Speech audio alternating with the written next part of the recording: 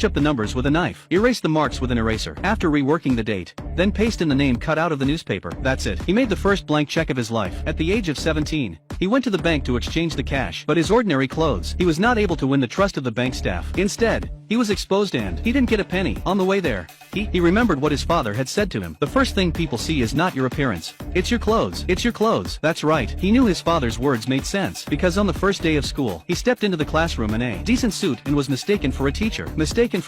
And so he did what he had to do. He taught French to everyone and kicked the real teacher out of the classroom. It took a week for the headmaster to find out. After his parents divorced, he chose to run away from home. The checks he had brought from home soon ran out of money. He picked up the few blank checks he had left. Frustrated, he wandered the streets. Looking up, children were crowding around the captain asking for autographs. A group of stewardesses surrounds him. In this day and age, pilots were as popular as the stars. He had an idea. Putting on his school uniform, he disguised himself as a student journalist and went to the airline. He found out about pilots. Then he got a custom-made uniform and badge. With this outfit, Frank became the most sought-after pilot in the world. He began to forge airline checks like crazy. He took the logo from a model airplane and stuck it on the check. A fake airline check is created. He walks into the bank with a 6-person stride. This time he has succeeded. Confidently, he pulls out a pile of fake airline checks. He easily cashes out a large amount of cash. He followed this up by buying hundreds of model aircraft, replicating the road to success. And with the help of a fake badge and free flights, he was able to reap the money and capture the flight attendants at the same time. But he wasn't satisfied. He meets a bank teller by pretending not to be aware of it. He learns the secret of the check recognition machine. Immediately afterwards, he goes to an auction and acquires a cheap recognition machine. He started to forge a large number of checks and made a fortune, but this also attracted the attention of the FBI. A patient came into the hospital covered in blood. Frank threw up when he saw it. It seems that doctors are not so easy to pretend. He decides to change his profession again. Next, he goes to visit the parents of the young nurse, in front of his father-in-law-to-be, bragging about having passed the judicial exams. He had passed the bar. He was not expecting his father-in-law,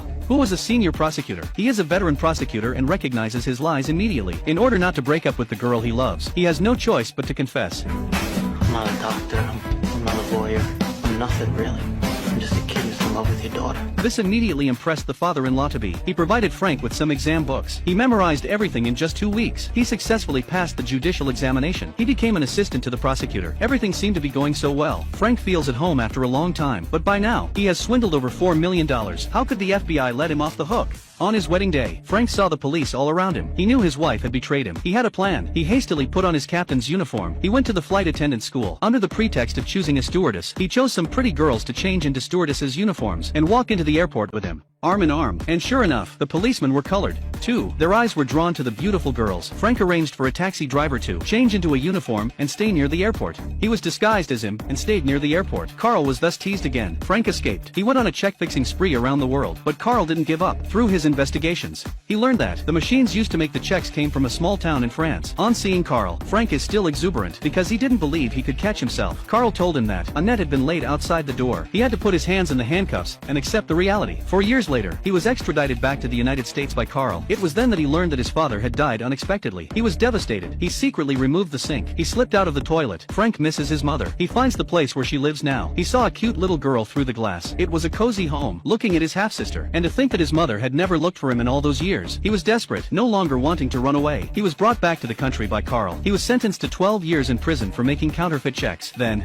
by chance, he helped the police identify the counterfeit checks. Carl released him on bail too. He helped the police to solve the case. He became an expert on financial fraud, but he found it boring. He was ready to run away again. This time, Carl did not use the police force. He was given a leave of absence to think things over before making a decision. The clock ticked down on Monday. 2 hours had passed since the start of the day. There he was. He took the fake check right across from Carl. Both of them smiled. That year, he was 22 years old. Life was just beginning. Everything could be done again. A large number of counterfeit checks, similar modus operandi, the exact same place of operation, targeted. Carl breaks into the house. Frank, who should have been panicking, should have been panicked, but calmly emerged from the toilet. He comes to say he works for the intelligence bureau. The criminal who made the counterfeit notes has escaped. Carl asked him for his papers. Frank handed over his wallet without hesitation. He opened the curtain and said, "My partner is already in the car with the suspect." In fact, it was a neighbor who happened to be waiting by the side of the road for his son to get into the car. And no wonder, it really does look like a prisoner escort. While this was going on, Frank was talking about where he was going to take the evidence to his colleague. He rushed downstairs with his things. Carl looked down and saw the wallet was full of useless cards. Frank had disappeared into the crowd. The media were all over the story. They called him the James Bond of the air. But Bond is surrounded by beautiful women, and he's all alone. So he made himself into a real Bond. Suit, sports car, a beautiful woman. With his current status,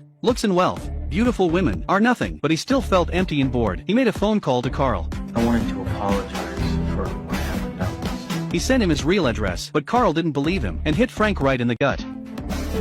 You didn't call just to apologize, did you? He panicked. He didn't want anyone to see his vulnerable side. He hung up the phone in a hurry, leaving the hotel. Carl learns that Frank's former name was the Flashes. He realizes that the man he has been playing against for so long, it's just a little boy. A little boy who has never been seen before, even with the missing child as a lead. He soon found Frank's old home. Hearing that her son owed a huge amount of money for a check, the mother rushed to pay off her son's debt with her savings. So far it's about $1.3 million. When she heard this figure, the mother was shocked. The mother was stunned, and Carl walks away. On the other hand, Frank goes to see a friend in hospital. He happens to meet a lovely little nurse, and in a moment when he looked at her, he says to himself, "I'm going to take her down." He forges a doctorate from Harvard Medical School, read a few days of medical books on the fly. He was lucky enough to pass an interview with the head of the emergency room. From captain to doctor, he also falls in love with a young nurse.